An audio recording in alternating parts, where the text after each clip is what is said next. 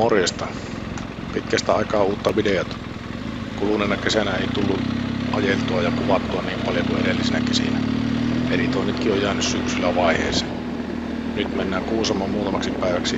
Tarkoitus on käydä katselemaan joitakin paikkoja, missä en ole ennen käynyt. Ja päristellään joitakin itselle uusia ja tuntemattomia pätkiä.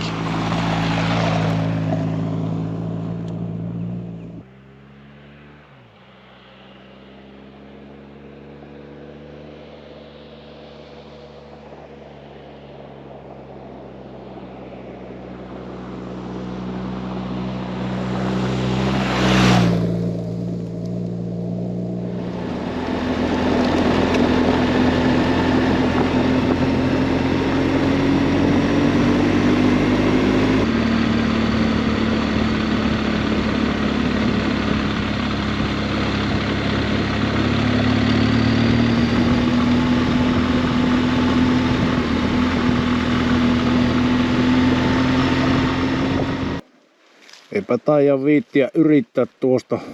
Sen verran hatara on tämä silta, että ei viitti yksin lähteä urheilemaan. Pitääpä palata tuolta toista reittiä.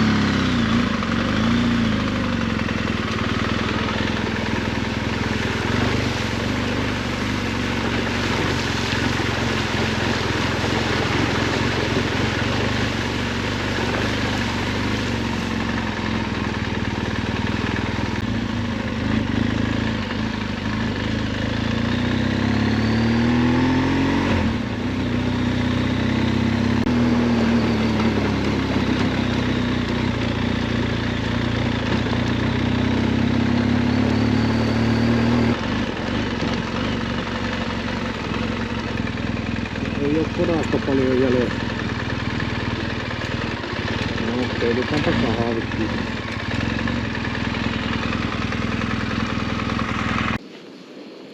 Kahvin keitto.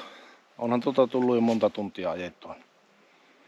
Keitämme kahvit ja syömme parit viinerit. Jaksaa taas. Pikaa kahvia. Leppo. Ei välttämättä niin parasta mahdollista, mutta ihan juotavaa. Kavereita täällä ainakin on.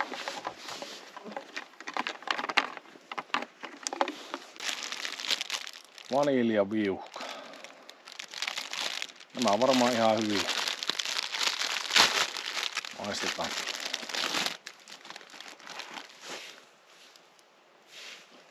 No, kyllä näitä kelpaa syy. Ois on tuonne lääkä, mutta pitää mennä Kuusamoon syömään. Kai siltä joku pikaruokaravintola löytyy.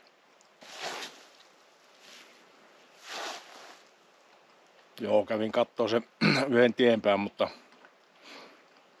siinä ojassa oli sen verran huono silta, että pelkkiä kiviä ja muutama hirrenpöyrylä. Niin ei viittinyt lähteä urheilemaan yksinään siitä. No ei se mitään.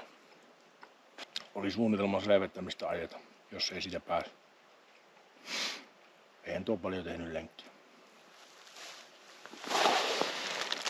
Tässä sama asia, paketti tyhjä.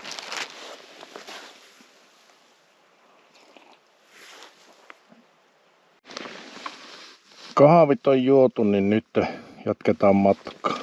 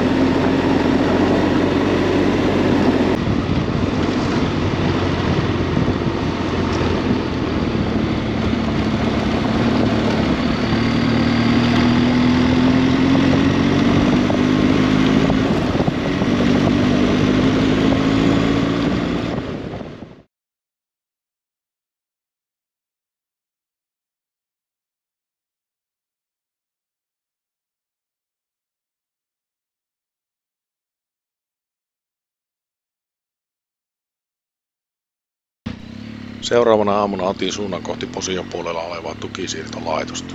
Ajellaan sinne vähän pienempiä ja ei niin tunnettuja teitä.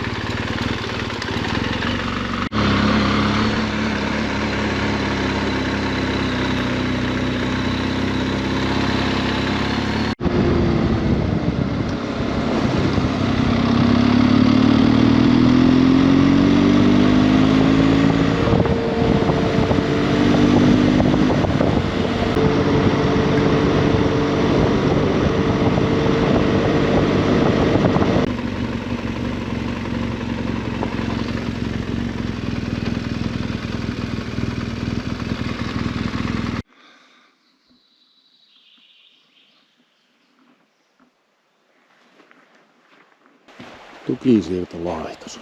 Tämä on monella videolla varmaan esitelty, niin en taida ruutakaan aina tästä poriseen, mutta katsotaan miltä täällä näyttää.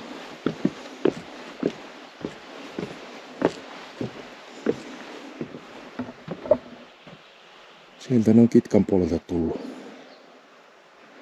hissillä tähän. Sitten lähtenyt tuosta menemään kohti Iitä.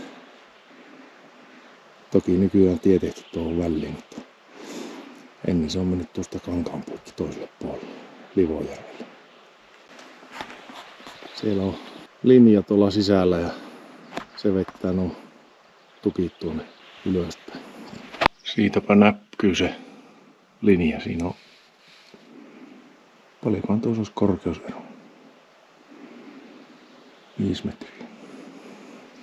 Ehkä.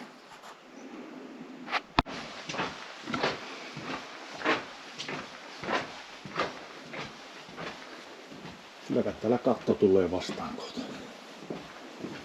Siinä on varmaan ollut vesi tuossa alemmalla ja siinä sitten saanut vähän vauhtia. No. Tässä on ensimmäisen silloin 1800-luvun puolivälin jälkeen tehty siirtolaitoksen ränni kaivettu tänne kuivaan kankaaseen ja tuolla nyt vielä jotakin näkyy, että sillä on rännin reunoja vielä jäljellä. Sehän oli tämä ensimmäinen niin oululaisten suurmiesten yhtiö, joka rakensi tämän ja sitten tuo mitä äsken käytiin katsoa, niin se oli valtion hommaa jo sitten 30-luvulla. Työllisyystöinä tekivät sen. Tämähän meni konkkaan, tai en tiedä menikö tämä konkkaan, mutta se kakkosyrittäjä, tässähän on 3 näitä ollut, niin siinä ei mainittu tuossa teksteissä, että oliko tämä ensimmäinen, menikö tämäkin konkurssiin silloin 1900-luvun alussa vai miten tälle kävi. Mutta kovaa on ollut työmaa, että ukkua on tarvinnut paljon, että tuskin on konevoimalla paljon tehty, että eiköhän tämä käsin lapioitu täällä. Semmosta.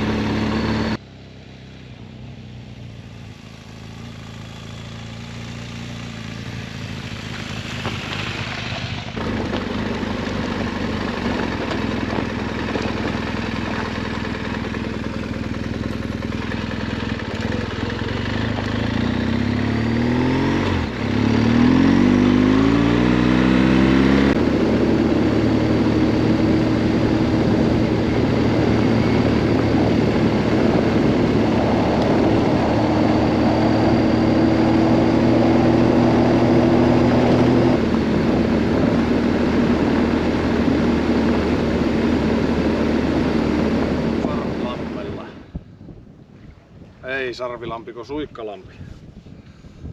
Ajattelin, että tässä sen verran tuulee, että tässä olisi mukava keitellä lounas, mutta on täällä kavereita. Ihan hirveästi. Mutta joo, pitää omat veet olla mukana. Täällä on sen verran vihriät veet, että ei tuossa viitti edes uida. En tiedä mikäli tuossa lammessa. Aivan vihriä vesi. Luulisi, että näillä perillä on kirkkaat veet, mutta ei.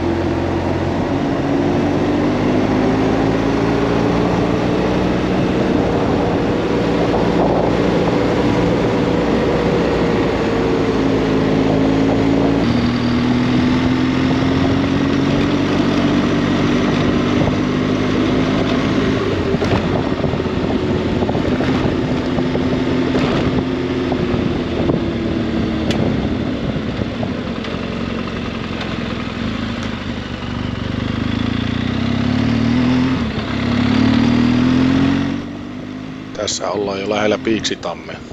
Alueelle sattui vuonna 2021 Paula-myrsky ja sen aikana Piiksitammen lähialue muuttui tämän näköiseksi. Kävin täällä ensimmäisen kerran sen myrskyn jälkeen. Puuta oli tosiaan nurin rekkatalokulla. Tiet oli silloin jo ehditty aukoa. Ihmeellistä oli se, että Piiksitammen molemmin puolin rantaa lähimmät puut eivät olleet kaatuneet.